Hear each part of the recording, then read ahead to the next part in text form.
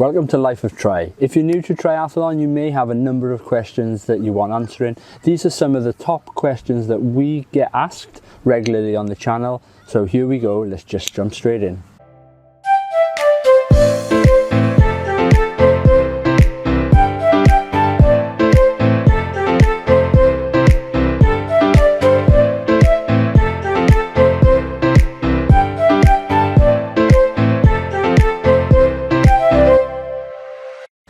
It may seem really simple to those of us who have been in the sport for a long time, but triathlon is confusing, and the one question we get asked quite often is the order, and it's as simple as swim, bike and run.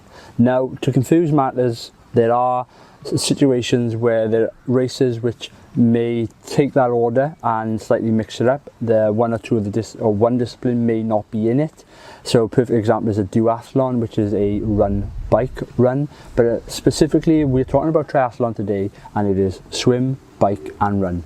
The distances will vary depending on the race, and we've got another video which talks about the different distances, so check that out. Another question we get asked on the channel is around swimming and whether you should train less for it because it takes up the least amount of time within the race scenario.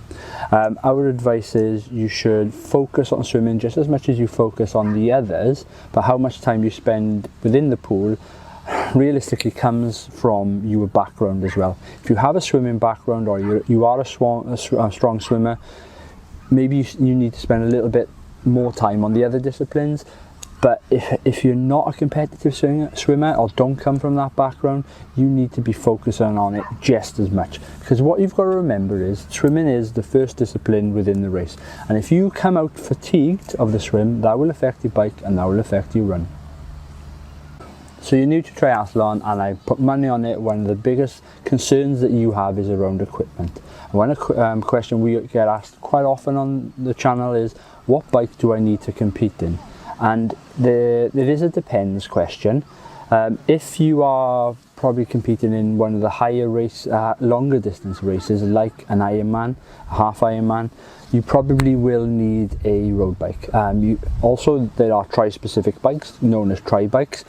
But if you are starting off and your first race is perhaps a tri or a sprint distance, maybe even an Olympic distance, you can get away with other bikes. People will compete on mountain bikes, they will compete on hybrid bikes, and especially those events which are designed to give you a taste of the sport, there is nothing wrong with using it.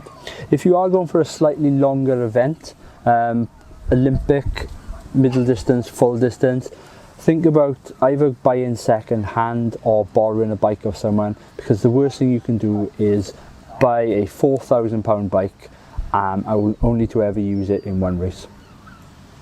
So we often get asked on the channel about how you change from one sport into the other, swim to bike and bike to run.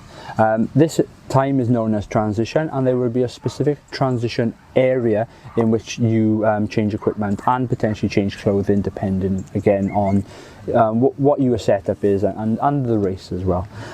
Transition or T1, which is the swim into the bike, is the opportunity to either get out of your wetsuit or swimming trunks or whatever you're using, and to get into your bike gear to then get on the bike and do the course. T2 or transition 2 is when you go from your bike gear and clothing into your run gear. Depending on the race and depending on the length that you have in there, some people will view transition as a perfect opportunity to gain time on their competitors. What I would suggest is the shorter the race, normally the least amount of time you would spend in transition. So for example, if you're doing an Ironman, if you spend minutes in transition, getting everything right, that's okay. The shorter distances like a sprint, you may only be in there for less than a minute. So it's about practicing your transition. It's about practicing it at home. You may look like a bit of a fool in the garden, taking off your equipment, putting it back on again, but that's the only way that you will get used to it. The next point is around triathlon being complicated. It is a complicated sport, but only if you make it complicated. There are 3 disciplines that you have to get your head around, and what's important is that you break them down. What I would suggest is get advice from people from maybe a local club, You don't have to necessarily go to a tri-specific club. Running clubs and cycling clubs and swimming clubs, there'll be people there that compete in Ironman distance races, Olympic distance races, sprint distance races, and they'll all be able to give you advice on how you do it. What I would suggest is keep everything simple, don't overcomplicate it for your first race, and then see if you enjoy it, and then delve in and throw yourself into the deep end on whether you like the sport or not. Then you can think about the technical side of bikes and the technical side of wetsuits, but for your first race you don't need to do that. So the final point, and I've mentioned it once already, and that's around ensuring that you don't necessarily throw yourself into the deep end with triathlon and go out and spend hundreds if not thousands of pounds on gear which you may only use once. We've all know of people that have bought £4,000 bikes, £500 wetsuit, and that's without all the running gear, the cycling clothing, all the fuel and nutrition, only to find out that they don't really enjoy the sport, and they then got all this equipment which they'll either put on Facebook Marketplace or Craigslist, depending on what part of the world you're in. What's important is test it first, find out whether you enjoy the sport, and then go into next season, and if you love it, brilliant, you know, the community will welcome you with open arms.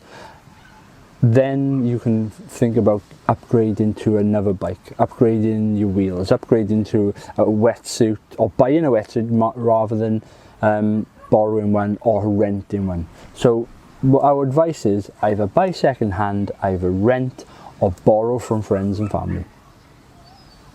Those are some answers to regular questions that we have on the channel. If you have any more questions, don't be afraid to ask us.